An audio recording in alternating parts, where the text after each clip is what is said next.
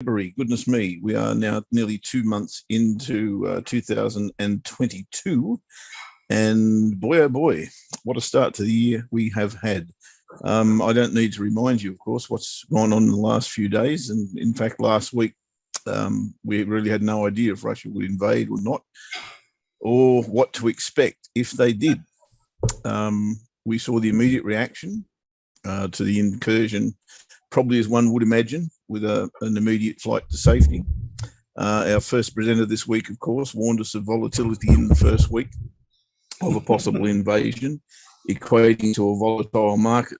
I mark him 100% on that. Certainly I witnessed that in the last few days. I'm sure you did as well. Yeah, and particularly if I look at the flight to safety charts, you know, they've just gone. In fact, they've gone back to even where they were with interest in some cases. In fact, in most cases. So very, very interesting market. I guess Julian, who's going to join us now, and thank him very much for taking time out of his Sunday to, I guess, I nearly said at the beginning that this was a special edition of the Sunday market update. I don't probably want to go there, but I think it is something that we need to address, and no better person to do that than Julian. Mate, we now have a significant conflict, of course, which raises lots of questions around financial markets, like can we trade, should we trade, both from a financial and I guess from a humanity perspective as well, and how should we approach this coming week and potentially months?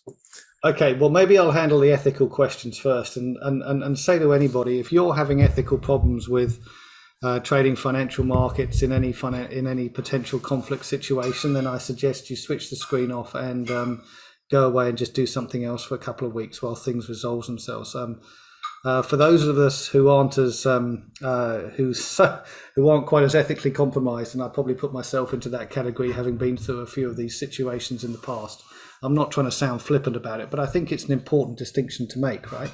Totally get it. People who feel nervous and feel, stressed about this. You do not want to be trading when you're under stress. If you're in my case, where we're quite a long way from anything, from the action, I think, so to speak, Geoff would be a fairly good description, and it seems very distant to us, then I think there's opportunities, right? And so we can look at this and we can say, right, how do we manage this, and how do we manage ourselves? Because without, am I allowed to say war markets? Let's not say war markets. Let's talk about conflict markets, maybe a better idea, because nobody's allowed to use a W word anymore. So this is essentially the first time. It's very destabilizing that Europe's had any type of conflict. We all get what's happened, right? We all saw the lead up to the conflict breaking out.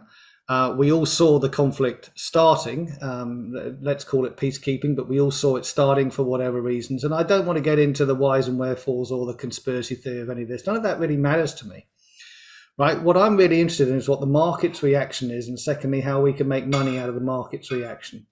Inevitably, in these situations, two things start to occur. Markets hate uncertainty. So to some extent, the uncertainty of isn't it going to happen? Then the uncertainty of, oh my God, it started to happen. That's quite interesting. What's going to happen? What's going on? And then the obvious, I can only really describe it as fairly muted speech by Biden. But again, this is the interpretation that's incredibly important. Not very many of us are Americans. But some days people just, if you're an American, just need to hear the president talk to maybe give you a little bit more comfort that maybe the sky isn't falling. And anybody who does any type of research will be fully aware that, the importance of Ukraine, to the world grain markets, to the energy markets, especially European energy. We all get that. We all get the geopolitics. And by the way, guys, that's in the market. It's out there. You don't think the market hasn't thought about that for the last 3 months?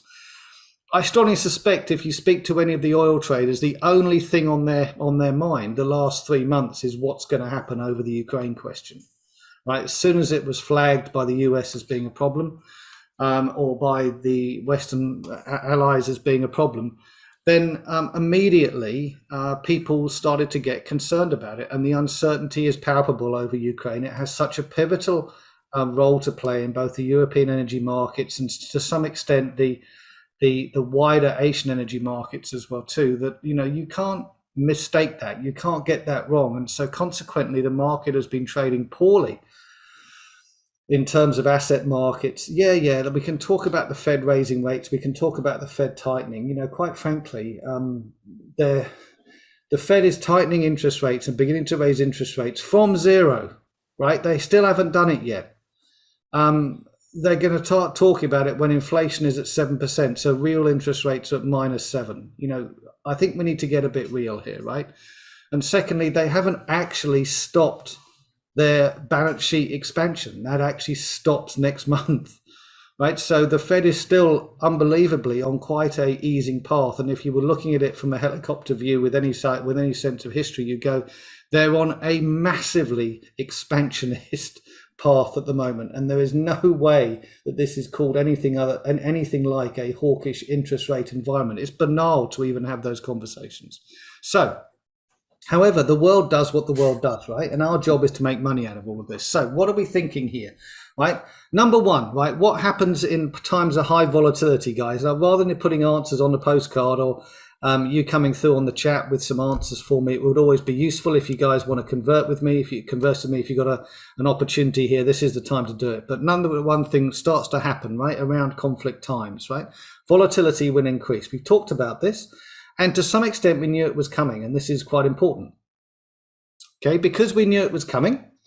Okay, then when it arrived, we got the volatility that we were looking for. Right? Nobody quite knows, and you don't have to read many books on battle strategy to understand that the plans all go out the window on day one. Right? So uncertainty abounds. Right? With uncertainty comes volatility. With volatility, traditionally, asset markets will suffer. And for those of you that are trading the oil market, you'll have a very good idea of what I mean about that, right? The uncertainty in the oil markets has been driven by higher prices, not lower prices. In fact, one of the things that's been holding the S&P up, in fact, the last 2 or 3 months, has been the overall outperformance of the energy stocks, right? So, so when you think about this, right, the key to the key thought that has to enter your mind is, right, things are going to be choppy, they're going to be crazy, things are going to be difficult to read, things are going to be difficult to interpret, because I'm not the guy who gets the news first, right? And I'm not talking about the big guys out there versus the small guys. I'm talking about the White House and the Kremlin get the news first, and then everybody else gets a version of it, right? Now, whatever that news happens to be. So what we have to do is we have to try and roll with it. There are going to be times when things are going to seem completely ridiculous, and there are times when things are going to seem utterly logical, but most of the time we're going to be dealing with chaos. So how do we then trade through chaos, right? Well, we do exactly what we've always done, right? Everybody out there who trades and has been trading for some time will have a methodology of doing it. You will have a way of managing your risk. This is the point. If you've been around trading for quite as long as I have, then you understand how to manage risk in these environments. Is this one of those moments in time when you can start to bet the house on a particular trade? Well, I'll leave you to decide whether that makes sense or not right now. But for me, it doesn't, right? My personality won't allow me to do that. What my personality allows me to do is to be really fast and flexible. And I think that's the key thing about how to trade through these. So I'll give you a couple of different examples. I remember very clearly, and this just goes to show how long I've been doing this for. I remember very clearly the Kuwait invasion, the first one, not the second one, right? And what that did to the oil markets and what the impact on the oil markets was, and actually just asset markets in general there. And what happened is, as soon as hostilities broke out, as soon as the US decided to go in and do something about it, when that happened on that day when they went in to liberate Kuwait, there was a tremendous rally in the market. They'd been selling off for days and days, and then there was a tremendous rally. Why was there a tremendous rally? It's because the US and the allies were using overwhelming force against a far inferior foe, but nobody knew it at the time, right? There was lots of talk, right? So this is why I'm saying this. We can all get the big picture stuff, but what actually happened is they almost won right from the get-go, right? And so this is why you need to be flexible to be able to turn your thinking around. It's no good just to say, it's been going down, therefore I'll try and sell the next bounce. What normally tends to happen in these markets is you take a step back and you say, right, where is the world at the moment? So let's think about where the stock market is at the moment. We've been in a declining market. If you're trading a lot of NASDAQ off the run stocks, you know what a declining market has been the last 9 months, right? If you're trading Facebook, you know what a declining market has been the last 3 months. Okay, so it's a declining market. What we saw after Biden's speech on what was, I think I'm trying to remember, Thursday morning our time, I believe it was. So Wednesday evening their time, vaguely. You guys know when it was. For those of you that were walking past it, you knew that this was a significant event, right? When Biden stands up on the podium and starts to talk about this, you've got to listen. Why do you have to listen? Well, because things might change, they might turn around. And you already saw in the market that day, you already had the beginnings of it to see a beginnings of a bounce, right? Now, why did we see that? Well, because people had a whisper that obviously something he was going to say X, Y, or Z. All the journos get a bit of a advance warning of it. And, interpret it however you want. But the key thing is it was a newsworthy point that you have to be able to flip your opinions on. So what I mean by that is you've got to be able to say, right, I'm not going to work on it's going down, I'm going to sell every retracement. This could be a complete turn in the market. I've got to be prepared for that. Often, many of you won't have experience of trading conflicts before. Sadly, I've got experience of trading 2 or 3 of them. And when these things happen, what tends to take place is the sell the rumor, buy the fact type of situation. Okay, so you walk into it with a lot of uncertainty, a lot of nervousness, a lot of anxiety, and then 2 or 3 days in, all of a sudden everything changes on a dime, and it often can be a market turning point. It can maybe work the other way as well too. But let's park the caveats, right, and just go with at the moment. So you have to be able to turn your thinking around and not say, I don't understand what's going on. The market's going up now when it was going down, or this must be something that's not going to last back. No, something has changed. So what's changed? So the reason why I asked Paul and Geoff if I could do this slot today and elbow Ash aside for the evening is I wanted to talk about this in slightly more detail, right? Now we can go and have a look at a couple of charts, which we'll do in a minute. But the key thing about this is the key turning point for the market, the reinforcement, what changed everything was Biden standing up and saying they're going to put sanctions on Russia. Now, for those of you who could interpret the subtext of that at the time, right, which I don't think many people had the ability to do that, right? But if you had the ability to do that or you knew about it in advance, you would know that within that, Biden did not say we are going to put sanctions on the energy markets that Russia and Ukraine are so significantly intertwined with. Okay, so what he did is he turned around and said, everything else that those good 2 guys do, that Russia does, is really bad, but we're not going to stop the oil flowing. Right, and that's what the oil market needed to hear, and that's what the stock market needed to hear. So think about it another way. It's heartless. I don't quite know, and there's a lot. This is ridiculous to say it's not a great time for those people in Ukraine. We have to park that emotional side of things and go, right, what's changed? What's changed here is a piece of news that came out that, again, the market was expecting to some extent, but didn't expect the lack of severity of it. No US involvement, no energy sanctions. Immediately the market started to rally. Why? Because they saw the conflict as not widening. Okay, the US essentially said, oh, okay. And now you could argue whether that's a good or bad thing, and we can all get our long-term strategic hats on and all the other stuff about geopolitics, but we don't care about that. What we care about is making money today, and what we care about is how we trade through this. So the previous view that the market had, I'm going down on uncertainty, I'm going down on uncertainty, I'm going down on uncertainty, was completely reversed in a nanosecond by the attitude of the US president to say, yeah, I know, but there's not really a lot I can do about this, but we got to keep the oil flowing because that means that we keep inflation down if we keep the price of oil down. And that means I'll probably get re-elected next November if I can keep the price of oil down. So as a result of that, right, I'm not going to do a huge amount here. It's really sad for everybody who's involved, but actually, we'll find a way to help, and we'll find a way to impose sanctions on them in the long term. That was sort of the subtext of what I believe the market saw. So what they saw right now is a de-escalation of the crisis, although you could, It doesn't look that way on the TV screens. They saw a de-escalation of crisis and consequently the market turned around.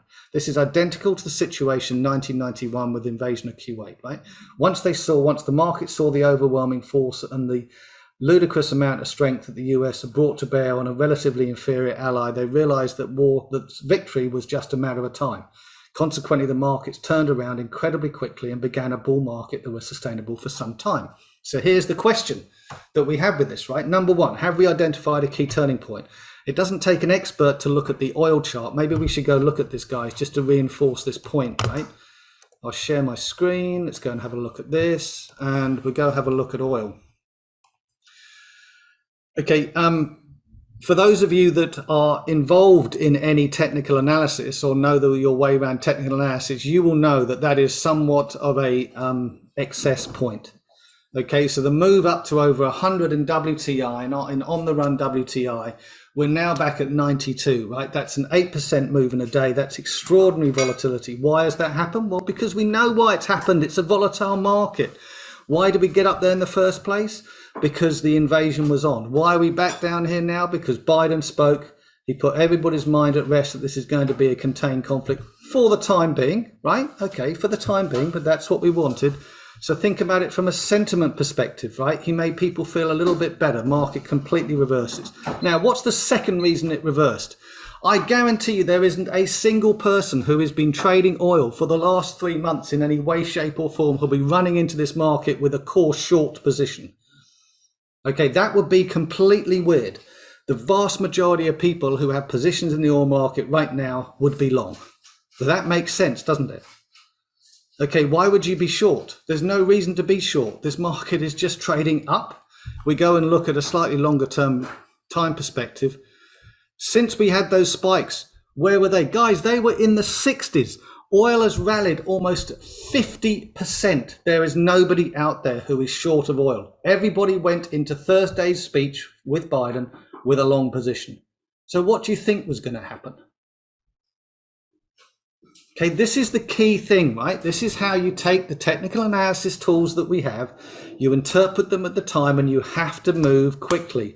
Not being aware of the speech was a bit of a mistake if you weren't aware of the speech. Secondly, not acting on what was taking place. The world has changed again.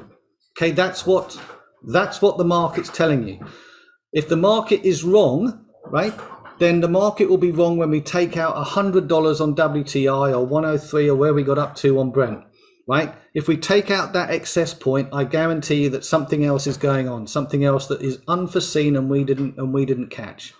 Right now, oil sits on a super backwardation. For those of you who don't know what that means, then please go and look it up on one of the previous talks I've given over the past few weeks and months. But this curve is super backwardated in oil, which means that at the moment, everybody is looking for oil. Okay, right now, I think they're all going to get it.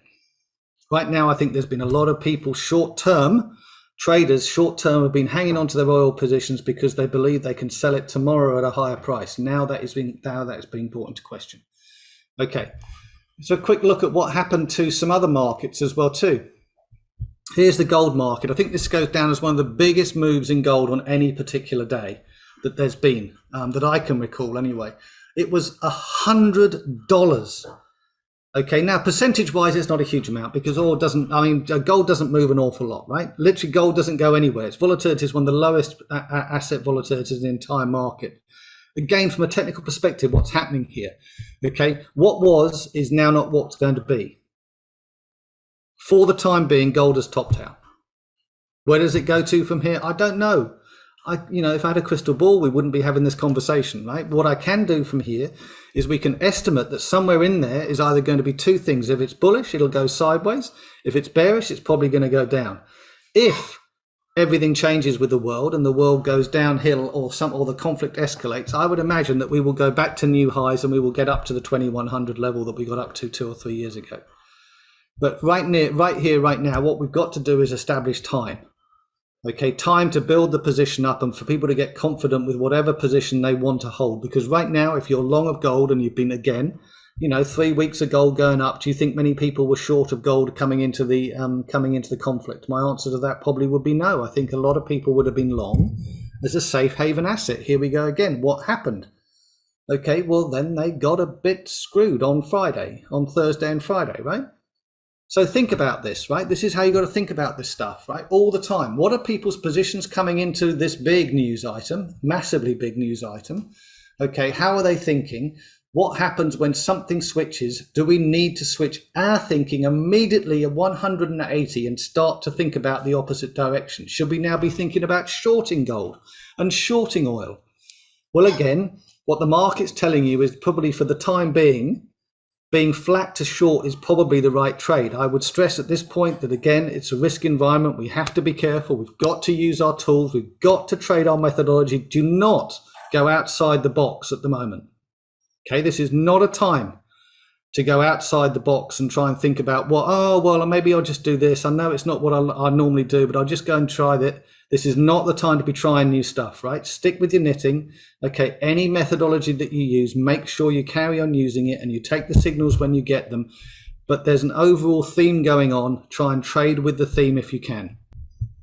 Guys, I'm sort of, at this point, I know I've just been talking. I hope you've got the gist of what I've been trying to say. That this is really the bottom line to all of this is when the trend reverses, you've got to reverse your thinking, and that reversal of thinking in a conflict environment has to happen almost immediately, within minutes. Okay, you've got to turn around and say, from my perspective, what I did, I managed to get out of my gold positions, my platinum positions, and I didn't have any oil this time around. I then also, at the same time as Biden was talking, I began to buy stocks. So I've been buying individual stocks on Thursday and also on Friday too. Who knows where this is going to go to as a rally? I don't know any more than anybody else. But what I do know is something happened on Friday, which is not, to me, is bullish short term for the stock market. It may last another day. It may last another week. It could last for 6 months. I don't know. Who knows? Right, but right now my opinion switched almost immediately to thinking about the long side in stocks and not thinking about the short side for any considerable period of time, unless again something changes. Okay, so I hope that's useful for everybody about the way that you need to think these things through. If anybody has any questions, post them here. If not, then I hope you enjoyed the session, and I apologize for making it a bit of a special one, but I wanted just to convey this thinking about what to do in these situations. Mate, to apologise for delivering something that really should have enlightened everybody who's listening to this. And I don't mean that in a whimsical fashion. Absolutely fantastic and a great aspect of what's going on at the moment. There are a couple of questions coming in, and whilst that's happening, I'll kind of ask one of my own. And the summary I get from that really is, if you're not paying attention, you probably shouldn't be in the market at the moment. Yeah, look, I think that's probably fair. I've never watched the news so much. I'm not a great news watcher anyway. I don't necessarily trade through numbers or anything like that anymore, but when something like this is on, it's not out of morbid fascination. My wife always gets frustrated with me. It's not out of morbid fascination I'm watching the news. What I'm watching for is a change. Because during that change, I can add 5 or 10% of my account to my account very quickly, very easily, by just making sure that I'm able to turn my opinion around really, really quickly. Yeah, totally. This is, I hate to say it, but from look, can I go back to that ethical point of view? Because people do struggle with that. My thought process on Thursday was talking to the people in Trading Buddies was that, look, if you're going to make money out of this, which is entirely possible if you are on the right side of things, obviously, and you've just given us a very, very good indication as to how to do that, why wouldn't you, if you are in an ethical dilemma, why wouldn't you donate some of those profits to the relief of the Ukraine when it's appropriate? And there'll be plenty of people looking for fundraising to relieve what's happened in Ukraine. So put a little positive spin on it that way, I think. Yeah, look, can you read the questions, mate? Exactly, and I think a lot of people handle these things in different ways. I have to be very careful here. I have a relative, I am an emotional guy, and I'm a terribly empathetic guy as well too, but not when it comes to trading. It's your job, right? It's your job yeah, to make exactly. money. Exactly. And so, look, there's some. I know there's some questions that have come up here. But so look, one thing I would make, Fab. Okay, the key thing about what you've asked is you saw an article that was talking about the move in US equities. Who cares? An article is something that is written after the event. That's it. So why worry about, I'm sure there's been 100 articles. I haven't actually read a single thing since Thursday, because I saw all I needed to see with one speech. That's it. And that's real time. So think about it another way. Leading indicator, lagging indicator, right? The article is a lagging indicator. I don't need to know about what somebody was seeing yesterday, because that's too late now. Right? The stock market was up 5% by the end of the day. Before that guy or girl wrote that article. So I'm going, well, actually, I prefer to trade before then and try and make 3 or 4 of that. Just looking at some of the others that are here, and I appreciate the comments. Thank you, guys. So the current retracement in the euro is temporary. It's a major trend. Well, this is a slightly more nuanced question, right? So there's 2 things going on here. A major trend reversal, because the euro is really cheap. Okay, so who knows whether the euro is cheap or not? I think if you asked an Italian, they would say it's expensive. If you asked a German, they would say it's cheap. Right? So I think that it's very difficult to try and make that sort of judgment. So is the euro going to go up, or is the euro going to go down? At the moment, it seems to me that the only thing that's holding the euro in place right now is Lagarde's press conferences. When she changes, then the euro will change direction. And at the moment, Lagarde is, again, it's like, I find it incredible, right? They talked about Lagarde being hawkish the other day because interest rates went from -10 to 0. But inflation, so -10 basis points to 0, but inflation is running at 5. It's a negative real interest rate of 5%, which from a historical perspective is extraordinary. It's 3-4 standard deviations away from where you would consider that to be hawkish. I'm looking, some days you have to look past the newspaper articles to call Lagarde hawkish the other day. Interest rates are still 0 in Europe. Get a grip. So it's like, hang on. Okay, so when the policy towards interest rate changes, then the euro will change, right? That's the thing here. Otherwise, what happens from this point, okay, is you risk, if this conflict escalates or widens, you risk a loss of confidence in Europe from a political perspective. I suspect there's already some of that going on, right? And so super long term, there could be an undermining of the euro because there's an undermining in the confidence of the European allies to be able to organize themselves into any kind of future defense for the rest of Russia's near abroad regions, right? Because if you don't think he's going to stop here, then then there's more coming, right? And then where do you go next? And all of that stuff, right? What will Europe do on the next one? This is a record and a history lesson that we've seen before. So many, many times for the record over the last 2,000 years. So, this is where having a healthy dose of history helps, having an understanding of Russian culture helps, and that will help you understand what's going to go on with the euro if this conflict is going to be extended. If the conflict ends quickly, it's all down to what Lagarde's going to do on monetary policy. I hope that helps answer that question. I'm not quite sure it does, but that's my thinking at the moment. And possibly in relation to the dollar, it probably will struggle in this time if the market continues to be a little bit tetchy, one would have thought. Yeah. Look, again, it's the same thing, right? People will run to the dollar because it's a safe play at the moment. Nobody's knocking on the dollar's back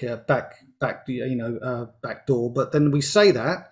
But then for those of you that are following what's going on in the Arctic at the moment, you will know that that's absolutely not true. And the Russians are being very, very frustrating to both the Americans and the Canadians in the Arctic region as well, too, in terms of what they're doing about a land grab up there, too. This is not a limited, isolated situation. It's happening across the whole of Russia's near abroad, which includes the Arctic, because they believe they have rights up there, too. So there's a lot of things that if you haven't read about, you need to learn, you need to read up about this geopolitical stuff. But is it going to move the markets on any particular day? I doubt that. right? So just remember, if you lose confidence in the dollar, that's going to create a lot of additional problems for both America and, quite frankly, for the rest of the world.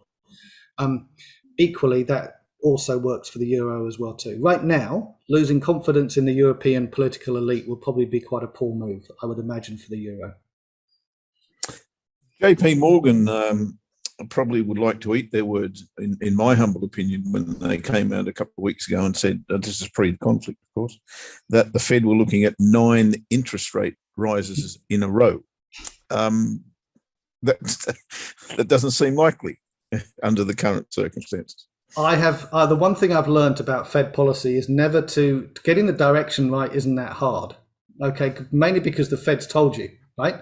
So guys, we all know, and girls, we all know that interest rates are going up in America in the very front end, right? Forget the long end stuff. In the very front end where the Fed can influence, it looks like interest rates are going up.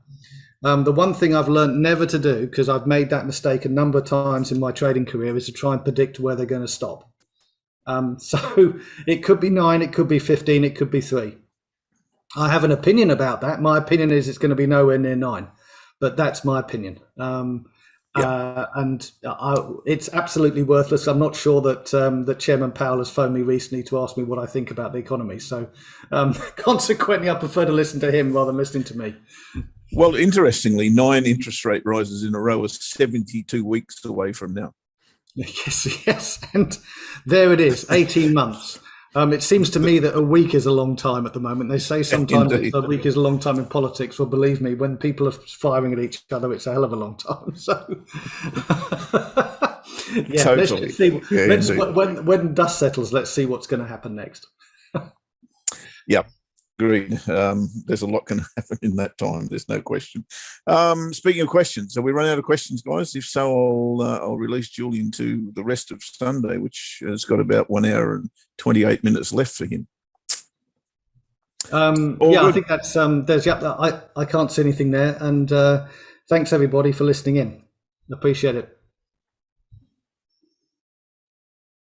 Mate, you froze up there, so I'm not sure exactly what you said, but I think the sentiment was thank you for listening.